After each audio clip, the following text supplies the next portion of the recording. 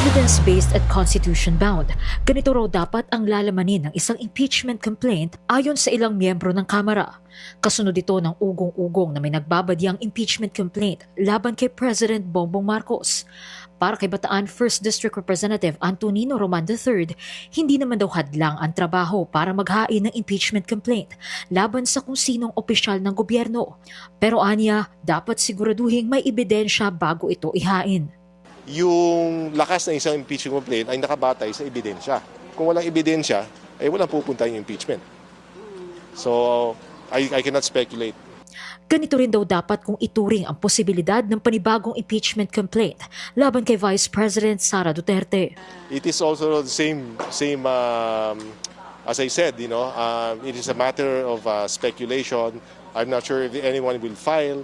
In the end, it will be evidence-based. O di antayin natin bago i-file yan, mahirap tayo manghula dahil speculative yun eh. Nanindigan naman si Tingog Party List Representative Jude Asidre na kinakailangang naaayon sa saligang batas ang kahit anong galaw para i-impeach ang isang sitting president. Hindi raw ito dapat na i-impluwensyahan ng political pressure, ingay o haka-haka.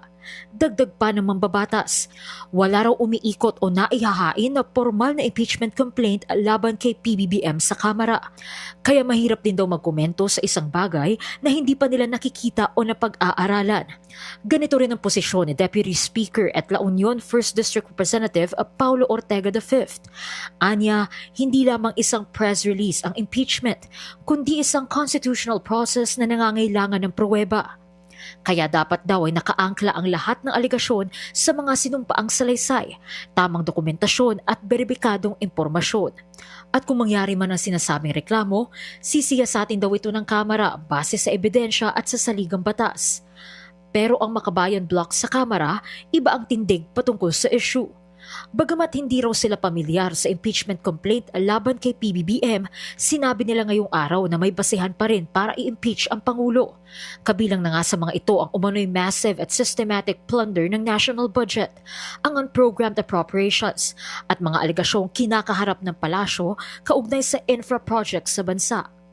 Dahil dito, maglalabas din daw ng opisyal na anunsyo ang Makabayan Bloc sa tamang panahon, habang pinaghahandaan pa nila ang muling paghahain ng impeachment complaint laban kay VP Sara.